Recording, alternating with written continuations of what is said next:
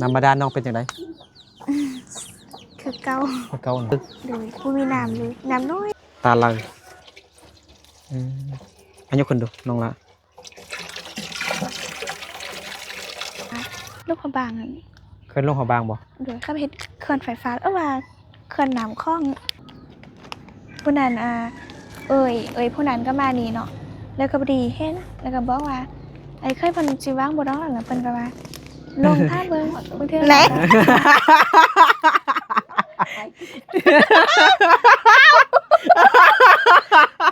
ไอ้คิดฮอดพ่อแม่คือกันว่าอย่างตัวเองบ่เองอยากรู้ว่า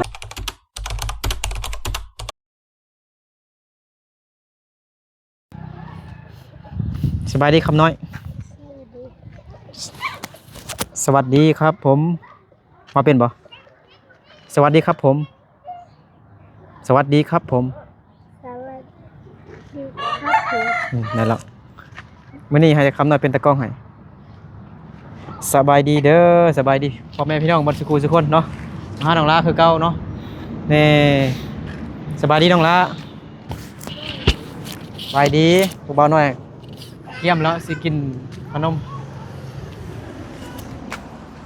FC เพิ่นฝากเงินมา500 บาทซื้อของกินให้น้องละไข่1แตะ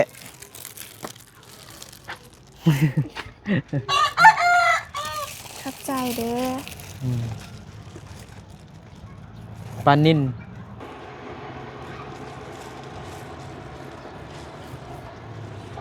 นี่เข้าเงียนบ่นั่นแหละบ่ฮะมื้อแรกบ่ได้เข้าบ่ออกงานบ่โอ้ยงานได้ว่าอาจารย์พักอาจารย์ไปร่วมแล้วบ่ได้ไปอ้อให้งานเขาพักหมดโรงเรียนบ่จักบุ้งโหไปกันเบิ่งน้องละมันดินเมื่อกี้แก๊กตัวปลาแล้วก็เส้นหมูโลนึงเลยไปเลย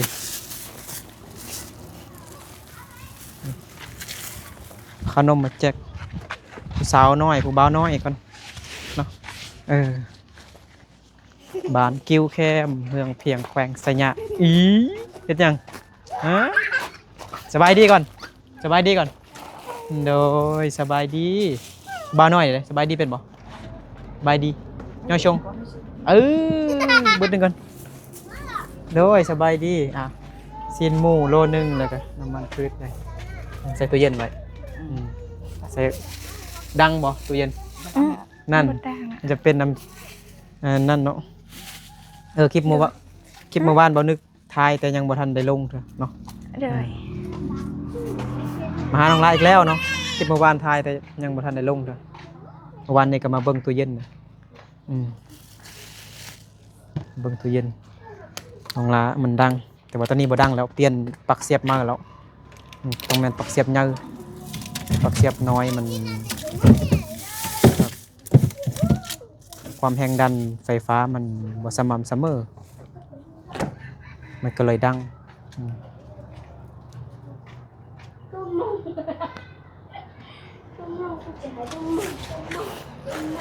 มาน้อยคือว่าอยู่นี่สินะฮะมาน้อยคืออยู่นี่สินะขับใจขับใจอยู่เนาะโดยตั้งใจลินพายเด้อบ่ต้องเรียนหนังสือเด้อจ้องเกณฑ์ได้มันต้องคนหนอจิมัวเนี่ยจิมัวได้ยินบ่ไอ้ว่าหยังตั้งใจลินพายเด้อตั้งใจลินพายเด้อซาลินไพตั้งใจลินพายเด้อบ่ต้องเรียนหนังสือเด้อฮะวัชีนะวัชีพายนะมานี่อยู่นั่งนี่มั้งไปกินขนมหน่อยมานี่ไอ้นึกสิมาเลาะอะไรมานี่เนาะเมื่อยแล้วเป็นยังสกัดตาอาจีไปยังไปเงินน้องไปไปยงหนึ่งพี่น้องเกียร์น้องไปได้เด้อน้องไปนั่นเด้อนอนบ่เข้าเงียนบ่เอาให้น้องส่งเลยเอล่าเด้อเอล่ากันอยากกินขนมคือกัน เอาให้คำน้อยเด้อเอาให้คำน้อยเด้อให้คำน้อยเป็นตะกล้องอยู่พี่น้องเนาะอืมสบายดี FC แล้วบ่สบายดีลุงปลาเอาอ่านแล้วบ่ สบายดี สบายดีอ่า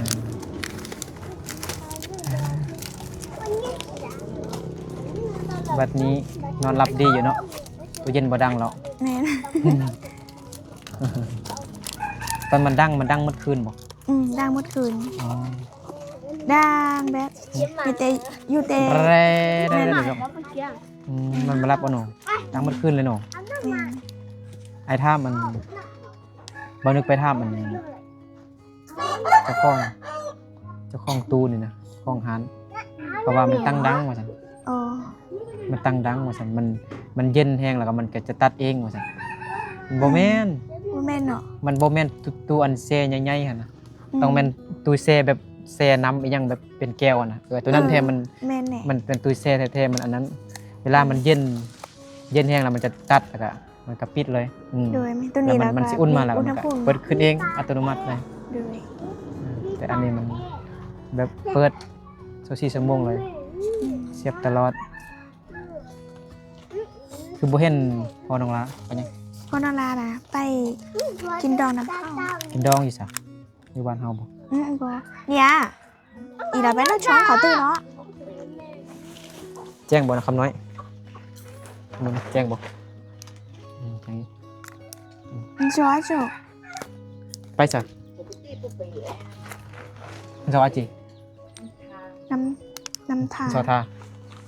ชอบไปว่าบ้านบ่ บ้านน้ำถาแล้วเจ้าเนี่ย บ้านท่าติ บันทา บ้านท่าอันบอนน้องไปจีอยู่อันติ น่าจะแมนอยู่ ใกล้อันสยามไป โดย ไปทางฮงซ่าผมบอกไปฮงซ่าไปทางฮงซ่าเนาะอืมอืม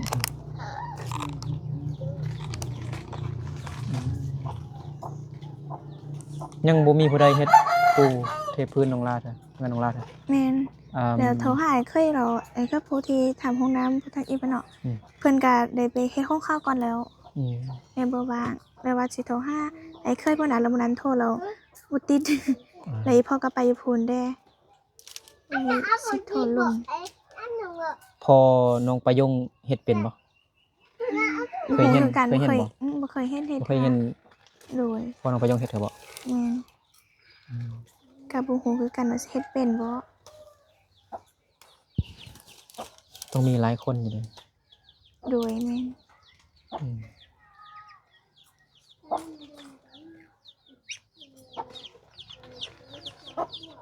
น้องลากินข้าวแล้วบ่กินข้าวกินน้ำแล้ว โดยกินแล้ว ตอนแรกนะ อ้าวคิดว่าตอนสวย เป็นตอนแรกเนาะ ทะเลอย่างเถื่อ ตอนแรกยังบ่ โดย น้ำบาดาลน้องเป็นจังได คือเก่า คือเก่าน่ะ โดยบ่มีน้ำเลยน้ำน้อยเดียว ได้เหี่ยวบ่ โดย ไปเบิ่งดูเปิดอยู่ซั่นน่ะลองเปิดให้ FC เพิ่นเบิ่งดูน้ำบาดาลน้องลานน่ะบักแห้งๆน่ะ เจียไฟเด้เอาไปตัวเด้ต่อเนาะ ไปเบิ่งดู ต่อเนาะใส่อ่ะ ไปใส่เสียงดังเลยเด้น้องลาน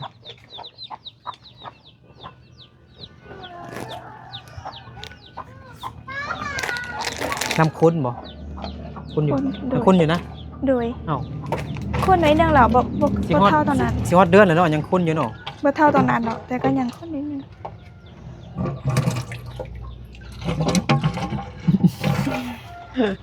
เบิ่งสายยาวพ้น แม่น ไปโค้งมาอยู่เนาะ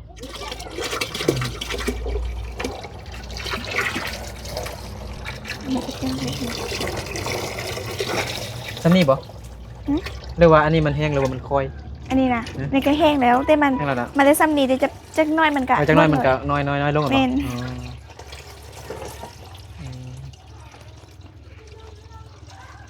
ตาเป็นหยังนะฮะมันตีกันนะ มันจะก็ของ แด เพ้ ๆ อ นะมันยังกัดนะมานี่เอาขนมมา แล้วเขาหน่องนะไอ้ไป เอาไปมาขนม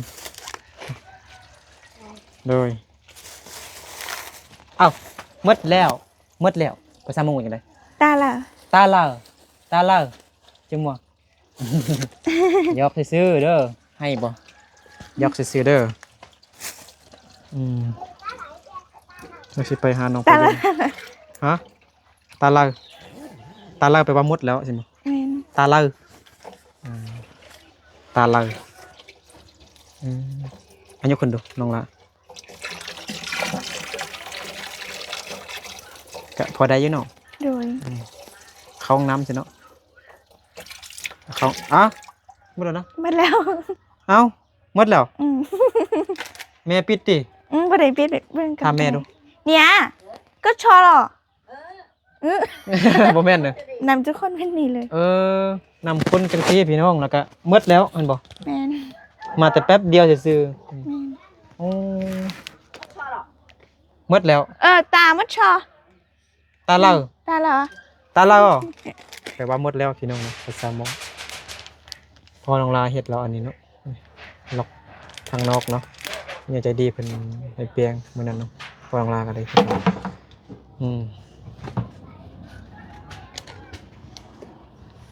ทางในใส่สีหยังก่อนน้องลาสีขาวเนาะ โดย ก็ใช้สีเขียวมัน สีอันฟ้ามันนะ มันบ่ได้ไปซิงซี่แล้วพ่อก็เลยทาเลย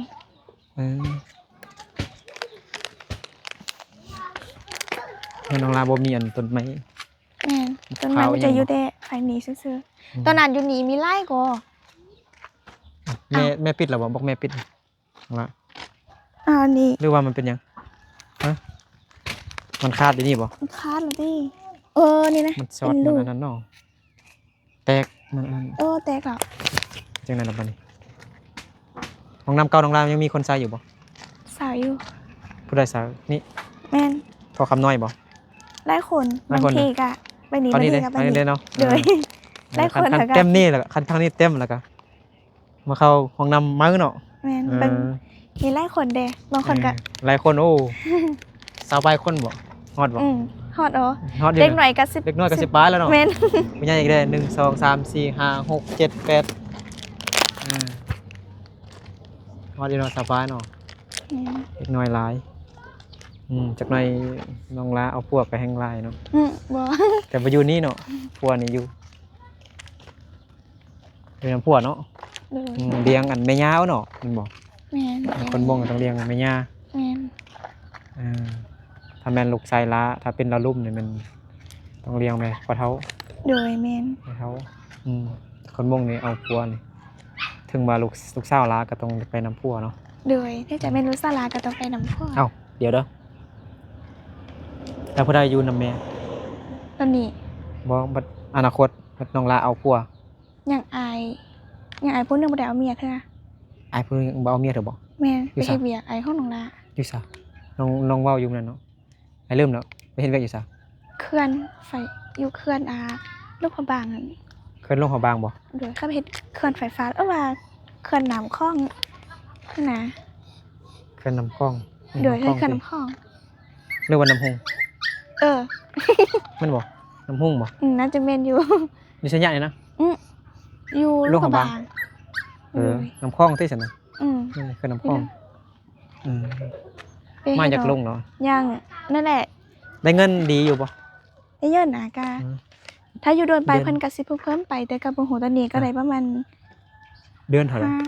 5ล้านหรือ6ล้านซื่อ 5 ล้าน6 ล้านเนาะ โดย ประมาณ 8-9,000 บาทพี่น้องเนาะ แม่ เฮ็ดเวียกนี่ต้องเฮ็ดหยังแบกไม้แบกเล็กบ่เป็นจังได๋ เล็กแบบ มัดเล็กบ่ แม่นบางทีก็ อ๋อ โจเลนำเข้าแล้วก็เฮ็ดคืน อืม คืนไปแป้งเนี่ย อันต ต่าร าง ยเนี่ย ๆแม่นเฮ็ดใหม่เฮ็ดครัวนี่นะ บอกอายระมัดระวังเด้อ โดย อันตราย ตอนนี้ร้านนี้ก็ไปนอนท้องบ่อเลยเมื่อวานนี้ก็ไปนอนนำไว้พัก นั่นไว้พักนะ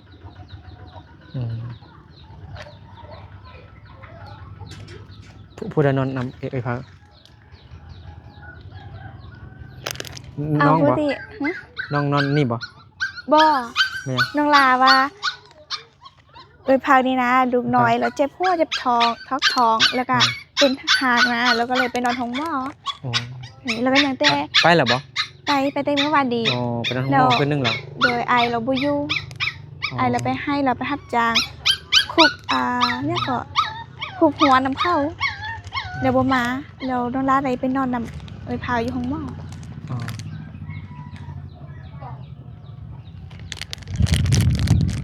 ตอนนี้ยังผู้ใดยังอันแม่เฒ่ากับ โดยมี ล้าน เท้ากับล้านพูด สอง หน่อยๆ2 คน 2 คน โดย น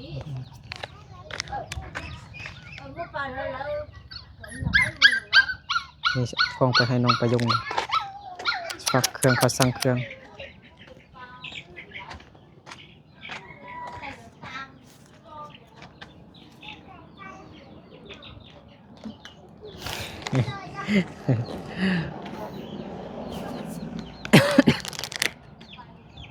ไอ้น้องดิไอ้กกน้องเนี่ยเอาไปนอนให้บ่ ไอ้กุ๊กเนาะไป งั้นไอ้กก ไป ตัวนี้ น้ำพอไปกินดองน้ำพอ อ๋อไปกินดองบ่ โดย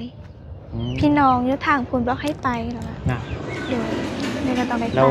กลับมื้อนี้บ่อ๋อหรือว่านอนไป นอนถ้าไปเต็มมือเสาร์นี้ก็ประมาณ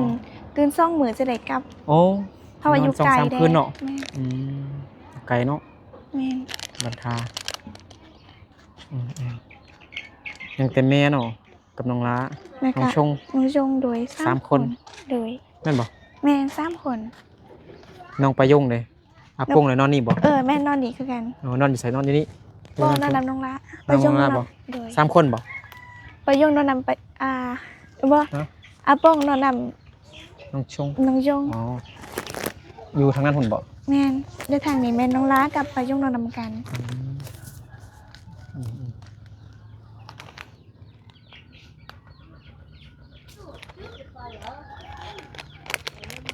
พ่อแม่น้องประยงบ่มาถึงน้อง โดยบ่มา 4-5 มื้อถึงมาไล่ล่าก็ไปเที่ยวกลางคืนสองเอ้ยน้องก็บ่กล้านอนอยู่เฮือน แม่น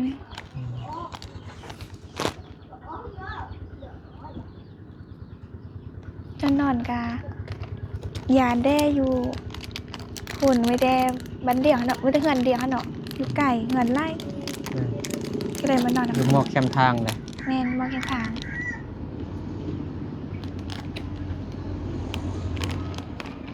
ก็สิซื้อสังปูนอีกตึม13 ปอบ่ สร้าง สิเอาปูน FC เพิ่น โดย บอกถามอยู่เมื่อวาน ก็ว่าถ้าสิบอกพอโทรให้เคยว่าให้เคยพูดอยู่ดงนี่ค่ะดงเยินวางบ่ถ้าวางให้เพิ่นมาเฮ็ดให้แต่ก็อย่าบ่ฮู้ว่าเพิ่นสิว่าเดี๋ยวได้ บ่น้องลาบ่ได้ทำแบบล่วงหน้าบ่ว่าเทพื้นเอาค่าเท่าใดสินะ บ่ได้ทำ ลองทำล่วงหน้าเบิ่ง โดย ทำคร่าวๆเบิ่ง โดย อืม ผู้นั้นเอ่ยผู้นั้นก็มานี่เนาะแล้วก็พอดีเห็นแล้วก็บอกว่าไอ้เคยเพิ่นสิวางบ่ดอกแล้วเพิ่นก็ว่าลงท่าเบิ่งบางเทื่อเราก็สิมาเฮ็ดให้อยู่ น้องลาใส่อันมอสุกี้แล้วบ่ สาว ใช่แล้ว เด้อ ค่าเบิ่งค่าไฟเนาะทายเดือนเอาไปจังได๋ เฮ็ดหลายเทื่อแล้ว 3เซนสิตาย 3เซนกีบ4เซนสิต่อเดือนนี่เสร็ โอ้ จ โห มัน คือ นี่ การเด้อเพราะว่าบ่ ไข่เป็ แม่ ด น แล้ว บ่แม่นแต่ผู้เดียวนี่ทางหมดนี่เลย เอาฮะ เต้า ต้อนนำน้องบ่ แม่น อ๋อแล้ว ทุกคนต่อ ค่า แต่ไฟ ค่าไฟเท่าใด ค่าไฟนะ 4-5-6 ครอบครัวนี่นะ ตอนนั้นนี่บ่ได้ใส่หลายอย่างเนาะกะเดือนหนึงกะ มันก็ที่ผ่านมา ที่ผ่านมา บ่ได้ใส่กัน ที่ผ่านมาบ่ได้ใส่ก็บ่ได้เจ้าน้ำก็บ่ได้หลายก็ประมาณ20ไป30พันซื่อ ตอนนี้นะใช่ไหม ๆตอนนี้มื้อนั้นเข้ามาตอนนั้นเฮาเจ้าน้ำเลยเนาะเข้ามาเก็บแล้วประมาณ50หรือว่า ฮะ50 นี่ได้ 50 ลืมแล้วเท่าใดหึเจ็บบางเดือนก็เจ็บเป็น10แม่ว่าว่าเจ้าน้ำซ่องบอลแดแล้วก็ คือ เสิ ทุ ร์ ก ฟ เลยเนาะมันอายใส่ตู้เย็นหน่วยหนึงแล้วก็ดอกไฟ 2-3 ดอก อืม กับครัวเดียวซื่อๆเลย โดย 58,000 58,000 แม่นไฟซื่อๆตู้เย็นธรรมดาซื่อ โดยเพราะตอนนั้นซื้อๆแต่ตอนนี้ก็ยังบ่ฮู้เลยว่าสิเท่าใด เดือน 2 นี้ ล้าน ก็ ที่เดือนนี้นะ โอ้ ค่า โห ไฟ เลยเดือนนี้ก็เป็นที่น้องรักใจแล้ว เพราะว่าจะไล่เป็นทุกคนเดือนน้องก็จะไล่เป็น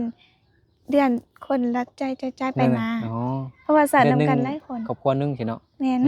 ครอบครัวนี้น้องลาจ่ายต่อไป แม่น ก็อายกกต่อไปก็อายอายนี้ โดยต่อไปก็ เออ ไล่ตาม นี่ ยัน ช่วย บ่ร้ กั อน นก็หันกันก็ได้ โดย ผู้ละ10-20พัน แม่นท่านหันกันก็ได้อยู่แต่ว่า อืม เพิ่นก็ว่าให้ใจเป็น 10,000 แบบนี้ ไป โดย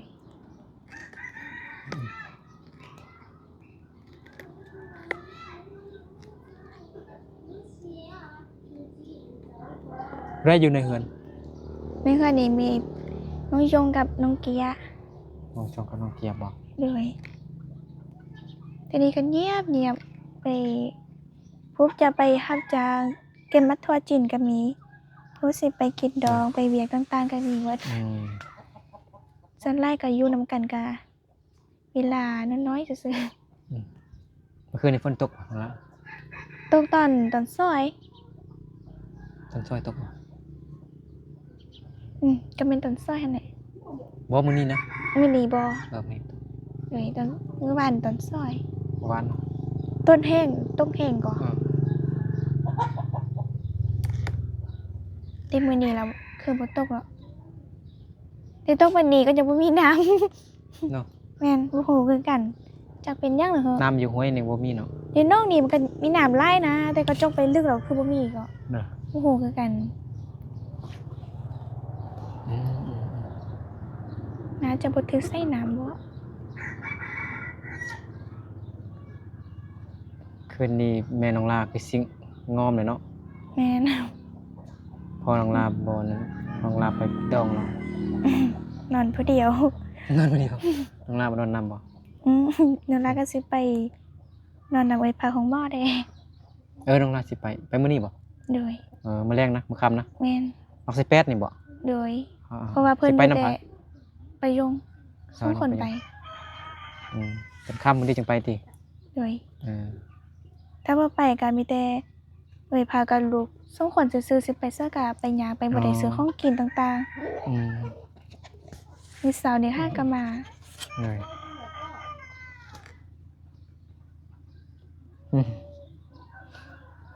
จังไหนสิไปหาน้องไปยงเด้อ โดย น้องไปยิงไปเห็นก็ได้ร่วมกันอยู่นะ ไปยิง ไม่ไปยิงนะ ลง อืม แต่อยู่คนละห้องเราบางเทื่อไปนำกันก็ได้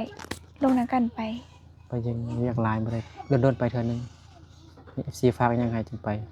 โดย อยู่2คนเลยเวียกก็หลาย2คนเวียกหลายก็เป็ดก็ไก่ก็หมูก็หมา แม่น ทางเบิ่งแม่เลย โดย สบายอยากรบกวนน้องหลายแม่น้องลาเห็นยังแม่น้องลาเห็นยัง แม่นน้องละ น้องลาฮู้ใส่แล้วเนาะอันโมสุกี้โมอันนั้นเนาะเบิ่ง แม่น สีเบิ่ง ต้องมี ก็มีบ่เอ้าก็มักอยู่ตอนยังเข้าโรงเรียนอยู่แบบนี้แหละอยู่โรงเรียนกิวมีไส้นะ แม่น อันนั้นเด้ใส่อยู่บ่ อันนี้นะ มีเข้าบ่ บ่ได้ใส่ละ ฮะบ่ได้บ่ได้หุงข้าวเด้อบ่ บ่ ตั้งแต่ซื้อมานะบ่ได้หุงเด้อ ฮุ้งไล่เทื่อเราแต่ว่า อ๋อ มื้อนี้บ่ได้ฮุ้งซื่อ เอาเข้าดินะหุงอยู่ใส่จ้ะ ๆเขาน่ะ ฮะ เมื่อวานนี้อื่นควันเราควันร้านเราก็เลย มีข้าวอยู่ เลือกเขาไล่แล้วเอามาให้กินแล้วก็ยังเข้าเลยบ่ได้เฮ็ด เพิ่นคนของร้านเนาะFC เพิ่นสิซื้ออันเขาเรียกหยังวะเตา เตาไฟ เตาโล เตาโล เตาโล คิดว่าเตา มัน ไฟ มันยากสิเวลาดังไฟ ต้องได้พาฟืนแบบน้อยๆก่อนเนาะสั้นๆน้อยๆก่อน น้องลากับบ่ฮู้สาวคือกัน บ่เคยใส่บ่เราก็บ่เคยใส่เนาะ แม่นส่วนหลายคนมองเฮาก็จะมาสาวได้หลายหลายคน เพราะว่าแบบดนฟืนคนมงนี่มันจะยาวๆเนาะ แม่น ยาวๆเอายาวๆ ตัวเตาโลนี่มันบ่ค่อย แต่ก็บ่ฮู้ว่าสิสาวได้บ่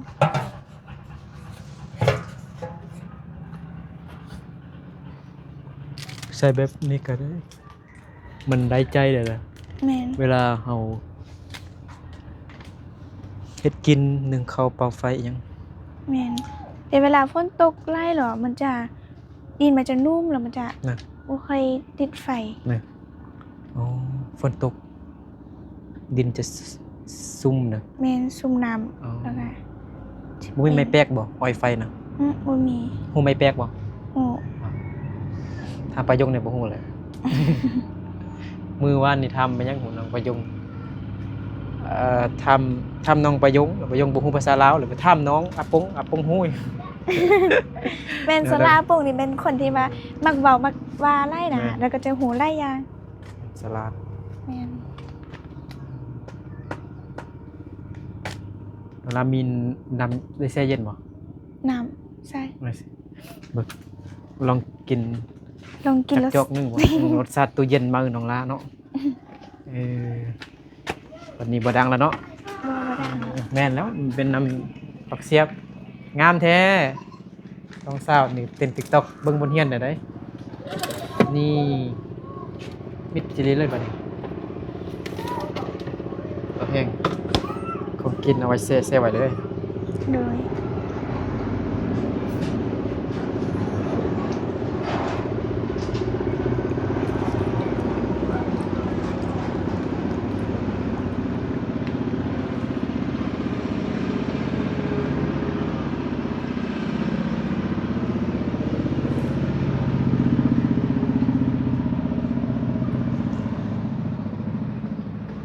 อุ่นไว้เนาะ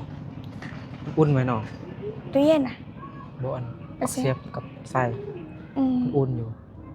น่าจะ เมืองไทยเดือนนี้มันเป็นจังไดกินไฟลาย โดย ลองกินรสชาติน้ำเย็นๆตัวเย็นมาน้องลาก่อน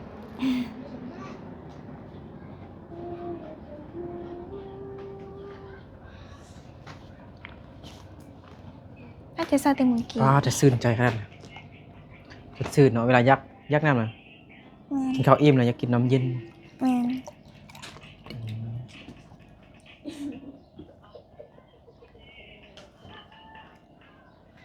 งามอืมบ่ฮอด14 ปีเนี่ยเอาพวกกันละติน้องรวยชงน้องชงเกี่ย ประกันเต้น TikTok อ่านหนังสือได้ไดใหญ่มานี่บอกหมู่หนังสือได้ต้องเรียนเก่งคือเวลาได้เวลาได้ที่ 1ทุกเดือนเนาะ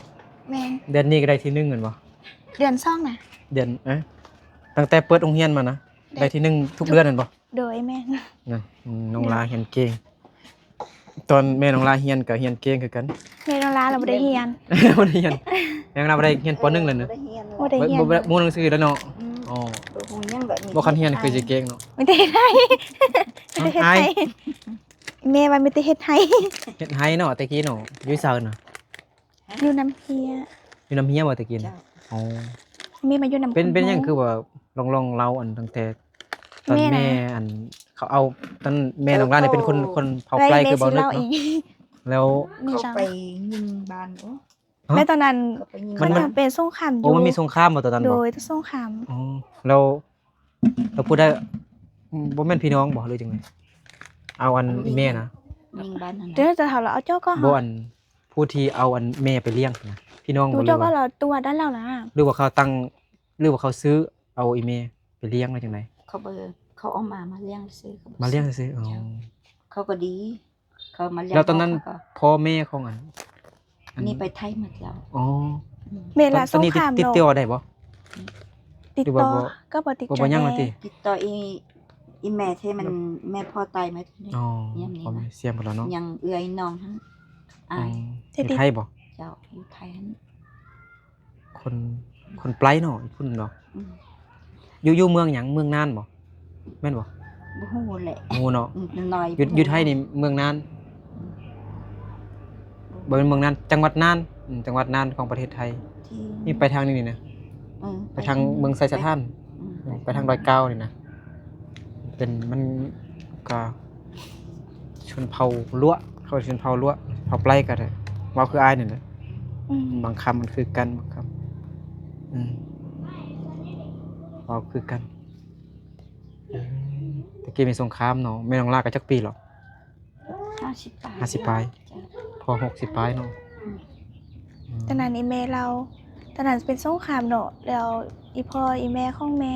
นี่ไปไทยเดี๋ยวยังแม่แล้วก็ น้องแม่ แล้วก็ยังไอที่พาแม่มาเลี้ยง อ่า เลี้ยงมาเป็นบ่ได้เอาแม่มาเลี้ยงเป็นลูกได้เลี้ยงมาเป็นน้องสาว อ๋อ เราบ่มีน้องสาว แล้วพา เราน้องสาว อืม แล้วก็อยู่น้ำเฮียไอ้พวกนั้นก็ น้ำเฮีย เสีย เนาะ แล้วอย่างแต่เมีย อ๋อ ยังก็ติดต่ออยู่นำกันอยู่ อ่า นั่นก็แม่ก็อยู่นำเพิ่นจนเยอะแล้วก็มาเอาอีพ่อแล้วก็มาอยู่นี่ บางคนก็ตอนสงครามก็ไปอเมริกาก็มีเนาะ แม่น ไปนี่ไปไทย แต่ทำอิฐเขาก็ไปไทยก่อนน่ะเนาะ อืม ไปไทยแล้วก็เขาจะเลือกเอาผู้ใดอยู่ไทยผู้ใดมาลาวผู้ใดไปอเมริกาสินะ อืม เขาครับสัมภาษณ์ผู้ใดอยากไปอเมริกาก็ไปยกมือขึ้นผู้ใดอยากอยู่ไทยก็อยู่อยากกลับมาลาวก็กลับบางคนก็กลับมาลาวคืออันแม่เอยลีก็กลับมาเลยตอนนั้นมันไปไทยกลับขึ้นมา นี่สงค อ ราม พยพ ด้วยกัน มาจากไทยหมดบ้านของเอยลีน โดย ชนลายอะนะชนเผ่ายวน โดย ตอนนั้นก็ย่างไปเลยย่างไปไทยพุ่นน่ะเข้าป่าพุ่นน่ะเข้าป่าเข้าด ไป ง ทางลัดดี แม่นไปทางลัดเข้าป่าเข้าดงพุ่นเลยไปอยู่ไทยจากปีปลายปีเลยจากปี เขาว่าแล้วกลับขึ้นมาอีกบางคนก็ไปสหรัฐบางคนก็ยังอยู่ไทย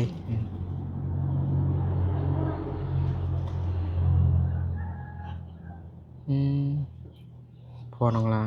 อื่นมาฮื้ออะไรจังมาน้อง มือฮือ มาฮื้อบ่แม่ก็คิดฮอดเอาน้อง คิดฮอดแฟนบ่ คิดฮอดบ่คิดฮอดบ่บ่ว่าทำจริงน่ะคิดฮอดบ่ คิดฮอดโอ้ ไหน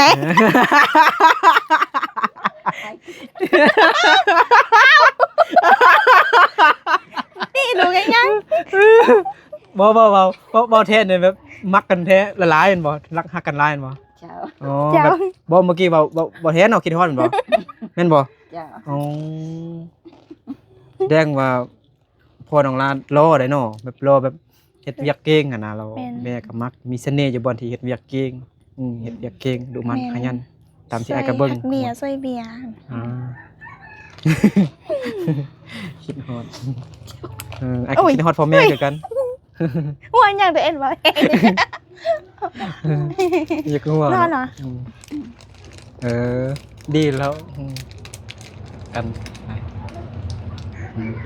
เอาขนมยังอยู่ทุ่งเลย